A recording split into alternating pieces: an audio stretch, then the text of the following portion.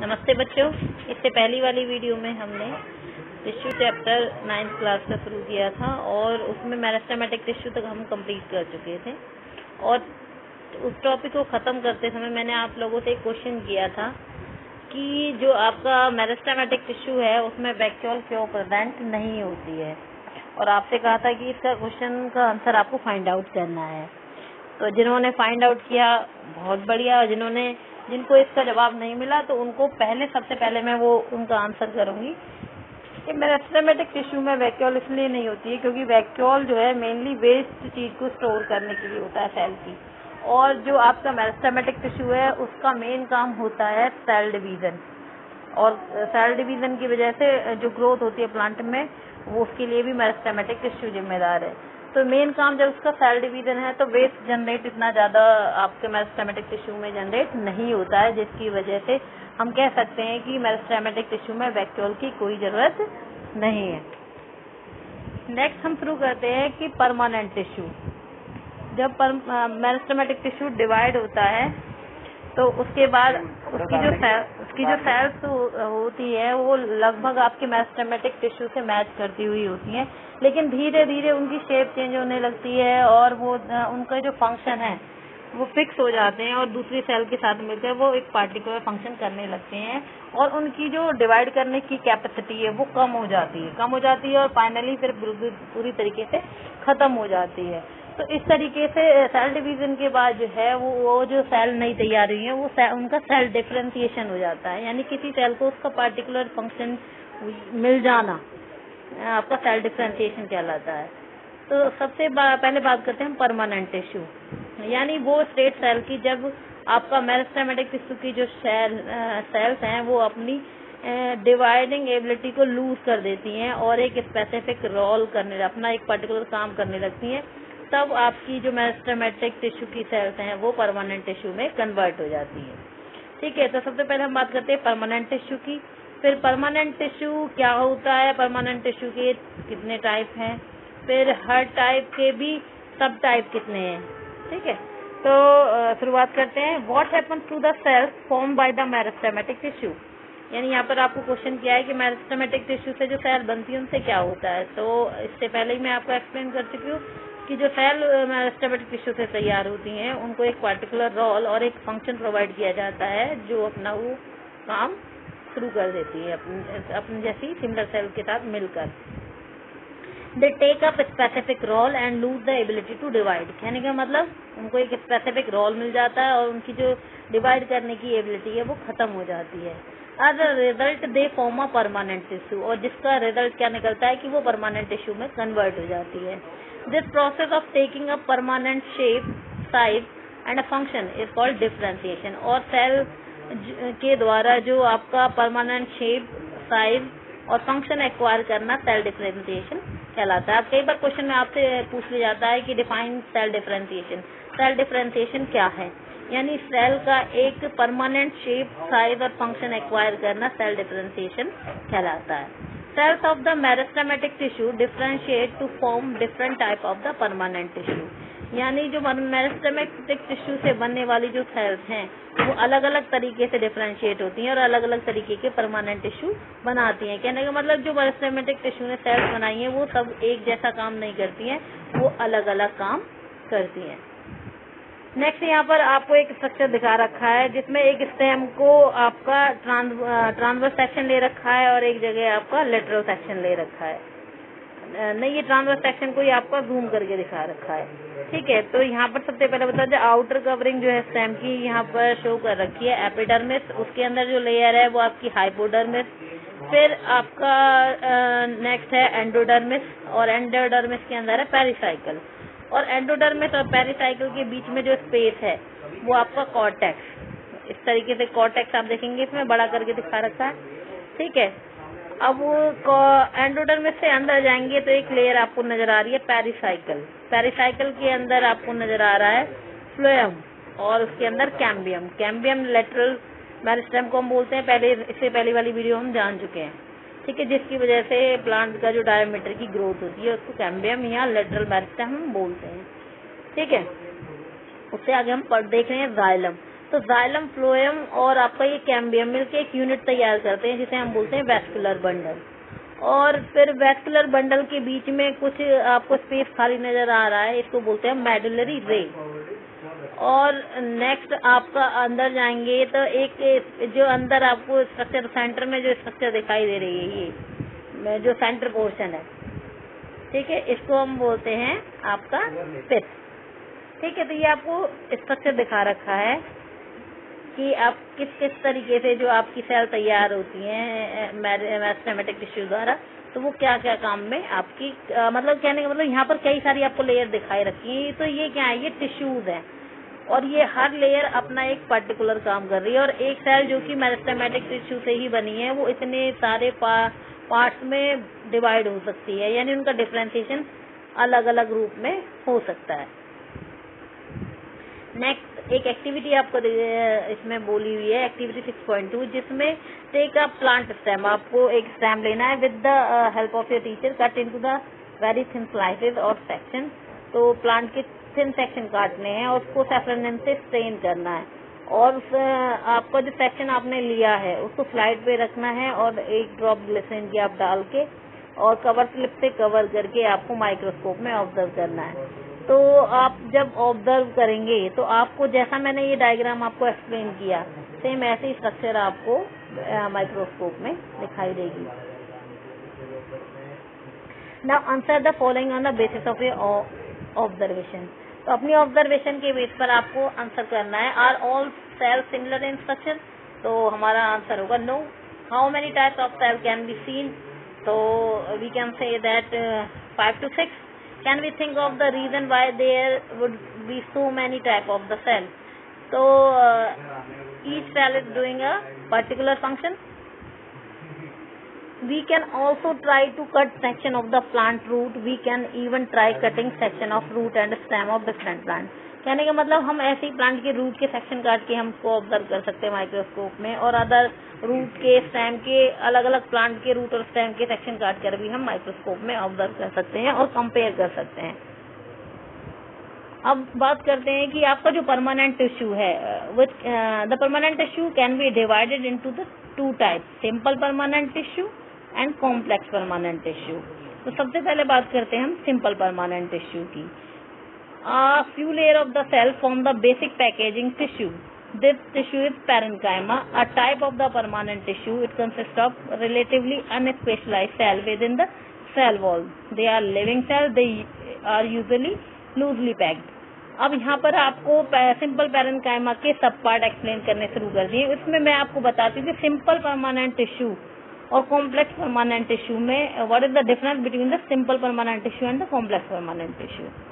So simple permanent tissue is that type of tissue which consists of the all cell alike, जिसकी सारी cell जो है वो एक जैसी होती हैं, वो आपका सिंपल परमानेंट टिश्यू होता है। और कॉम्प्लेक्स परमानेंट टिश्यू वो टिश्यू होता है जिसमें 4 to 5 या more than 2 types of the cell are present.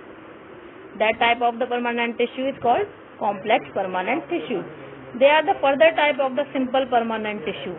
Simple permanent tissue को हम आगे डिवाइड करें तो उसके भी सब टाइप होते हैं। फर्स्ट टाइप जैसे कि यहाँ पर एक्सप्लेन किया हुआ है, फर्स्ट इज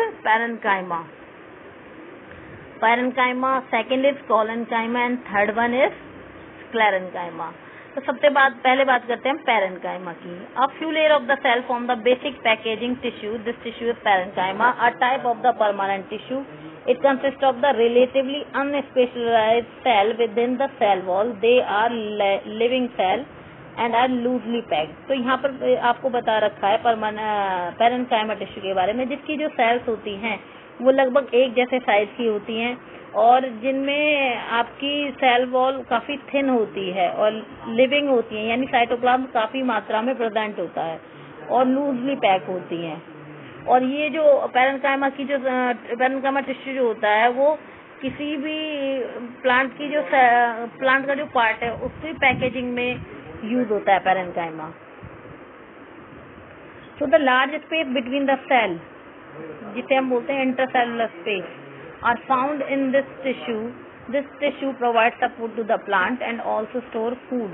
कहने का मतलब ये है प्लांट्स के बीच में काफी ज्यादा स्पेस होता है और इस स्पेस को हम इंटरसेलुलर स्पेस बोलते हैं। और ये जो टिश्यू है आपका पैरेन्काइमा, ये फूड को स्टोर करने का काम करता है और in certain situation it contains chlorophyll. कभी कभी ये इसमें क्लोरोफिल बनने लगता है और जिसकी वजह से ये फोटोसिंथेसिस भी करने लगता है। In that case parenchyma is called क्लोरेन्काइमा। जब पैरेन्काइमा क्लोरोफिल सिंथेसिस करने के साथ साथ फोटोसिंथेसिस परफॉर्म करने लगता है तो हम पैरेन्काइमा को क्लोरेन्काइमा के नाम से बुलाते हैं। और कुछ एक्वाटिक प्लांट जो होते हैं, एक्वाटिक प्लांट यानी जो पौधे पानी में पाए जाते हैं, large air cavities are present in parenchyma. उनमें पैरेन्काइमा की सेल्स के अंदर काफी ज्यादा एयर कैविटीज पाई जाती हैं to give buoyancy to the plant to help them to float. कहने का मतलब जिससे कि वो प्लांट को बुओयांसी यानी उसे लाइट कर देती हैं, हल्का कर देती हैं और जिसकी वजह से आपके जो प्लांट हैं वो वाटर के ऊपर फ्लोट करने लगते हैं। Such a parenchyma type is called aerenchyma. और ऐसे पैरेन्काइमा जो प्लांट को फ्लोट करने में हेल्प करते हैं, ऐसे पैरेन्काइमा हम एरेन्काइमा के नाम से बुलाते हैं। The parenchyma of stem and the root also store nutrient and water. जो स्टेम और रूट के पैरेन्काइमा होते हैं वो आपके न्यूट्रिएंट और वाटर को स्टोर करने का काम भी करते हैं। तो सबसे हम बात करते हैं पैरेन्काइमा, जिसकी सेल जो है लगभग सेम साइज की होती है, उनके काफी लूजली पैक्ड होती हैं, लिविंग होती हैं और सेल वॉल काफी थिन होती है और मेनली ये फूड स्टोरेज का काम करती है, पैकिंग का काम करती हैं। जब ये क्लोरोफिल सिंथेसिस करती हैं तो हम इन्हें क्लोरोफिल सिंथेसिस करके फोटोसिंथेसिस परफॉर्म करती है तो हम इन्हें क्लोरेन्काइमा बोलते हैं पैरेन्काइमा को। और जब इनमें एयर कैविटी प्रेजेंट होती है जिसकी वजह से पौधे जो हैं वाटर के ऊपर फ्लोट करने लगते हैं, and that case parenchyma is called aerenchyma. और जो स्टेम और रूट में पैरेन्काइमा न्यूट्रिएंट और वाटर को स्टोर करने का काम करती है।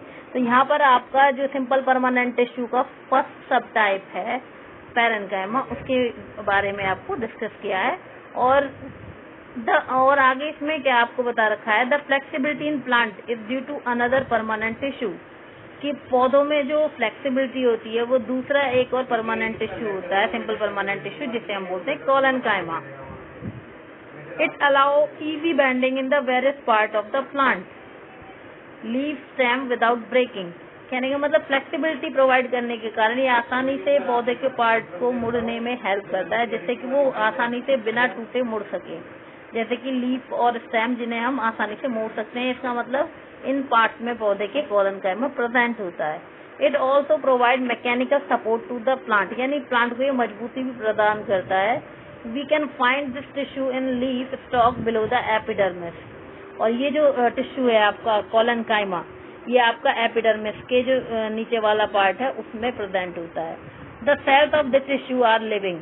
कोलेनकाइमा की सेल्स भी जो है लिविंग होती हैं, इलोंगेटेड होती हैं।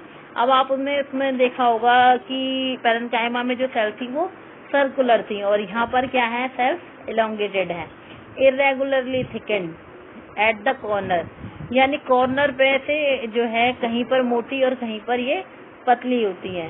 ठीक है, यानी जहाँ पर कॉर्नर होते हैं सेल्स के वहाँ पर ये काफी थिक होती हैं और बीच में से आपके थिन होती है comparatively. There is a very little intercellular space. और जो कोलेनकाइमा की जो सेल्स होती है उनके बीच में जो स्पेस होता है वो काफी कम होता है, जो कि आपके पैरेन्काइमा में क्योंकि वो लूज पैक होती थी वो स्पेस जो है इंटरसेलुलर स्पेस काफी होता था। जैसे कि यहाँ पर पैरेन्काइमा का आपको स्ट्रक्चर दिखा रखा है कि जो सेल्स हैं वो सर्कुलर शेप में आपको दिखाई दे रही हैं। अगर जो हम ट्रांसवर्स सेक्शन की बात करें तो उसमें सर्कुलर दिखाई दे रही हैं आपको और साइटोप्लाज्म काफी मात्रा में दिखाई दे रहा है। सेल वॉल बहुत पतली है, सेल वॉल विजिबल भी नहीं है, इतना ऐसा लग रहा है। ठीक है, और ये आपको लेटरल सेक्शन दिखा रखा है पैरेन्काइमा का, जिसमें आपको साइटोप्लाज्म से जो रखा है, बीच में आपको न्यूक्लियस दिखा रखा है, एक आपको काफी जो है वैक्यूल दिखा रखी है और इंटरसेलुलर स्पेस यानी जो जगह है सेल्स के बीच की उसको इंटरसेलुलर स्पेस बोलते हैं, वो भी प्रेजेंट आपको दिखाई दे रहा है और सेल वॉल काफी पतली दिखाई दे रही है। नेक्स्ट हम स्ट्रक्चर की बात करते हैं कोलेनकाइमा। कोलेनकाइमा का स्ट्रक्चर मतलब ये लिविंग है, यानी साइटोप्लाज्म इनके अंदर प्रेजेंट है, न्यूक्लियस इनके अंदर प्रेजेंट है और जो आपकी रेड पोर्शन आपको रेड पोर्शन से आपको टीएस में दिखा रखा है कि जो इसकी जो कॉर्नर्स हैं वहाँ पर ये काफी थिक हैं। जो सेल वॉल है वो कॉर्नर पे थिक है और वैसे जो है थिन है, जबकि आपका पैरेन्काइमा जो सेल वॉल थी वो काफी थिन थी। और ऐसे ही आपको एलएफ में भी यानी लेटरल सेक्शन में भी दिखा रखा है कि जो कॉर्नर्स है वहां पर सेल जो है वो काफी थिक है कंपैरेटिवली। नेक्स्ट हम बात करते हैं third type of simple permanent tissue. दो के बारे में हम पढ़ चुके हैं, पैरेन्काइमा और कोलेनकाइमा के बारे में। थर्ड है आपका स्क्लेरेन्काइमा। स्क्लेरेन्काइमा की स्ट्रक्चर यदि हम देखें तो हम देखेंगे इसकी सेल वॉल जो है कोलेनकाइमा से भी ज्यादा थिक हो जाती है और आपको बीच बीच में सेल वॉल में कहीं कहीं पर पिट दिखाई दे रहे हैं। और जो बीच का स्पेस है, सेल का जो बीच का स्पेस है वो काफी नैरो हो चुका है और जो आपकी जो वॉल है वो काफी ज्यादा थिक हो गई है और लिग्निन रिच है। उनके अंदर लिग्निन नाम की जो सब्सटेंस होता है वो काफी ज्यादा है, तो हम बोलते हैं ऐसी वॉल को लिग्निफाइड थिक वॉल। तो स्क्लेरेन्काइमा के बारे में पढ़े तो yet another type of the permanent tissue is sclerenchyma. It is the tissue which make the plant hard and stiff.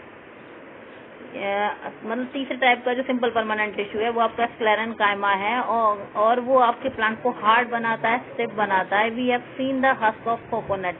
हमने कोकोनट का जो आउटर कवर है उसको देखा है। It is made up of the sclerenchyma tissue और ये sclerenchyma का बना हुआ होता है।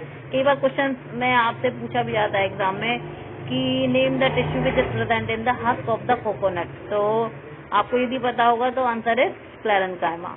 The cells of this tissue are dead. They are long and narrow as the wall are thickened due to the lignin. कहने का मतलब ये जो सेल्स होती हैं आपकी स्क्लेरेन्काइमा की वो डेड होती हैं, उनमें साइटोप्लाज्म प्रेजेंट नहीं होता है और जो वॉल है, सेल वॉल जो है वो काफी थिक हो जाती है क्योंकि उनके अंदर लिग्नाइन का नाम का सब्सटेंस प्रेजेंट होता है। लिग्नाइन कई बार पूछ लिया जाता है व्हाट इज लिग्नाइन। तो a chemical substance which act as a cement and the harden them. यानी वो सब्सटेंस जो सेल वॉल में प्रेजेंट होता है सीमेंट का काम करता है और सेल वॉल को काफी हार्ड बना देता है, उसको हम लिग्नाइन बोलते हैं। Often these wall are so thick that there is no internal space inside the cell. This tissue is present in stem. कहने में कई बार इतनी ज्यादा थिक हो जाती है सेल वॉल की दो सेल्स के बीच में कोई स्पेस बचता नहीं है, इंटरसेलुलर स्पेस पूरी तरीके से खत्म हो जाता है और ये टिश्यू आपका स्टेम में प्रेजेंट होता है और वेस्कुलर बंडल के आसपास प्रेजेंट होता है। In the veins of the leave and in the hard covering of the seed and the nut it provide the strength to the plant part. कहने का मतलब ये टिश्यू जो है स्क्लेरेन्काइमा आपका जो वेस्कुलर बंडल है उनके अराउंड प्रेजेंट होता है, जो लीफ वेन जो होती है लीव्स की उनमें प्रेजेंट होता है, सीड की जो हार्ड कवर होते हैं उनमें प्रेजेंट होता है स्क्लेरेन्काइमा और जो नट्स होते हैं आपके जो ड्राई फ्रूट्स होते हैं उनके आउटर कवर में जो है स्क्लेरेन्काइमा प्रेजेंट होता है और ये प्लांट पार्ट को स्ट्रेंथ प्रोवाइड करता है। कई बार आपसे पूछ लिया जाता है कि what is the function of the sclerenchyma, what is the function of the collenchyma. ठीक है, तो सबके आपको इंडिविजुअल फंक्शन पता होने चाहिए। नेक्स्ट आपको एक और एक्टिविटी फिर इसमें दी हुई है, take a freshly plucked leaf of the Rhoeo the plant name, stretch and break it and applying pressure. इसको आपको स्ट्रेच करना है, ब्रेक कर देना है प्रेशर अप्लाई करके। while breaking it keep it stretched gently so that the some peel or skin project out from the cut। यानी वो जहाँ पे आपने कट किया वहाँ पर आपको एक काफी थिन स्किन या पील दिखाई देगा, वहाँ से पील को जो है लीफ से सेपरेट कर लेना है और उसमें सेफ्रॉन ऐड करके फिर उस पर हमने क्या कहते हैं आपकी जो स्लाइड होती है उसके ऊपर रख के और फिर ग्लिसरीन ड्रॉप डाल के और फिर माइक्रोस्कोप में ऑब्जर्व करना है और ऑब्जर्व करेंगे तो हमें कुछ इस तरीके की स्ट्रक्चर दिखाई देगी। ये जो स्ट्रक्चर है ये काफी एग्जाम पॉइंट ऑफ व्यू से काफी ज्यादा इम्पोर्टेंट है और कई बार ये जो डायग्राम है आपका पेपर में जो है वो कई बार रिपीट हो जाता है, पूछ लिया जाता है कि गार्ड सेल जो है स्टोमेटा की लेबल कीजिए या स्टोमा किधर है उसको लेबल कीजिए। ठीक है, तो ये जो स्ट्रक्चर कुछ इस तरीके की नजर आएगी, आपको कुछ उसमें स्टोमेटा दिखाई देंगे और ये आपका लैब मैनुअल में एक एक्सपेरिमेंट भी है करने की, ये जो एक्टिविटी है। ठीक है, तो जो स्लाइड बनाने की प्रोसीजर है वो लगभग सबके लिए सेम होती है, ऑनियन पील के लिए, स्टोमेटा के लिए। ठीक है, what you observe is the outermost layer of the cell is called epidermis. अब जब हमने को देखा स्ट्रक्चर को देखा तो हमें जो आउटरमोस्ट लेयर जो दिखाई दी है वो क्या है आपकी एपिडर्मिस। जिसको हमने ऑब्जर्व किया है माइक्रोस्कोप में, वो क्या है, उसका नाम क्या है, epidermis. The epidermis is the usually made of single layer of the cell. Epidermis मतलब सेल्स की सिंगल लेयर के द्वारा बनी हुई होती है। In some plant living in very dry habitat the epidermis may be thicker since protection against water loss is critical. जो आपके कहने का मतलब डेजर्ट एरिया होते हैं, वहाँ पर एपिडर्मिस थिक हो सकती है, जिससे कि वाटर लॉस जो है वो कम हो। The entire surface of the plant has this outer covering of epidermis. It protect all the part of the plant. तो जो पौधे का पूरा सारे पार्ट्स होते हैं, सब पर ये लेयर पाई जाती है एपिडर्मिस की, और ये पौधे को प्रोटेक्शन प्रोवाइड करती है। Epidermis cells on the aerial part of the plant often secrete a waxy water resistant layer on the outer surface. जो एयर के कांटेक्ट में एपिडर्मिस सेल्स होती हैं, वो एक वैक्स जैसा सब्सटेंस सिक्रेट करती हैं, जो कि वाटर रेजिस्टेंट होता है, जिससे कि वाटर जो है किसी सेल से बाहर ना निकले और बाहर का जो है वो अंदर एंटर ना करे। This aid in the protection against the water loss. कहने का मतलब ये एक कहने का मतलब पौधों के लिए हथियार का काम करता है कि इनका पानी जो है बॉडी का वो इजीली लूज ना हो, मैकेनिकल इंजरी ना हो, और कोई भी पैरासाइटिक फंगल जो है इजीली किसी सेल में एंटर ना करे। Since it has protective role to play, cell of the epidermis tissue form a continuous layer without intercellular space. कहने का मतलब जो आपकी एपिडर्मिस की जो सेल्स होती है वो एक कंटिन्यूअस लेयर बनाती हैं, और इस लेयर में सेल्स के बीच में कोई भी इंटरसेलुलर स्पेस नहीं होता है। Most epidermal cell are relatively flat, often their outer and side wall are thicker than the inner wall. कहने का मतलब जो एपिडर्मिस की सेल्स होती हैं वो लगभग फ्लैट होती हैं, और उनकी जो आउटर वॉल होती है वो इनर वॉल से काफी थिक होती है। We can observe small pore here and there in the epidermis of the leaf. These pores are called stomata. Stomata are enclosed by two kidney-shaped cells called guard cells. They are necessary for exchanging gases with the atmosphere. Transpiration, loss of the water in the form of the water vapor also takes place through the stomata. तो कहने का मतलब ये कह रखा है, जब हमने ये आपका ऑब्जर्व किया रॉयल लीफ की जो आउटर कवरिंग लेके हमने माइक्रोस्कोप में ऑब्जर्व किया, तो हमें इस स्लाइड में जो है कुछ छोटे छोटे पोर भी दिखाई देंगे। तो ये छोटे पोर क्या है, आपके स्टोमेटा। स्टोमेटा में एक कुछ छोटे छोटे पोर होते हैं जिन्हें हम स्टोमा बोलते हैं, और स्टोमा के आसपास दो किडनी शेप सेल प्रेजेंट होती है जिन्हें हम गार्ड सेल बोलते हैं। और स्टोमेटा जो है आपके एटमॉस्फेयर के साथ जो है गैस एक्सचेंज करने में हेल्प करता है। यानी पौधों में जो ऑक्सीजन या कार्बन डाइऑक्साइड एंटर करती है वो स्टोमेटा के थ्रू एंटर करती है, और बदले में जो ऑक्सीजन रिलीज होती है या कार्बन डाइऑक्साइड रिलीज होती है वो आपकी स्टोमेटा के थ्रू ही गैसेस का एक्सचेंज होता है। और साथ ही साथ जो एक्सेस वाटर प्रेजेंट होता है वो प्लांट बॉडी में, वो भी वाटर वेपर की फॉर्म में रिलीज होता है। इस प्रोसेस को हम बोलते हैं ट्रांसपिरेशन। तो कई बार आपसे पूछा जाता है कि स्टोमेटा क्या होता है, तो stomata is the टिनी pores present in the leaf or other parts of the plant. Or what is the function of the stomata? The stomata help in the gaseous exchange as well as in the transpiration. Epidermal cell of the root, whose function is water absorption, commonly bear long hair-like part that greatly increase the total absorptive surface area. जो epidermis cell root के अंदर present होती हैं वो specially design होती हैं जिससे कि वो सॉइल पार्टिकल के बीच में से वाटर को एब्जॉर्ब कर सके, और हेयर के रूप में डेवलप होती है जिन्हें हम रूट हेयर करके बोलते हैं। तो जिससे कि रूट हेयर जो है काफी हेल्प करते हैं, इनका जो एरिया है वो काफी ज्यादा बढ़ा देते हैं रूट का, जिससे कि ज्यादा से ज्यादा एरिया जो है में से आपकी रूट जो है वाटर एब्जॉर्ब कर सके। In some plant like desert plant, epidermis has a thick waxy coating of cutin. कभी कभी डेजर्ट प्लांट में एपिडर्मिस के आसपास एक थिक वैक्सी लेयर होती है जिसे हम क्यूटिन बोलते हैं, और क्यूटिन एक ऐसा सब्सटेंस है जो वाटर प्रूफ होता है। और क्यों आप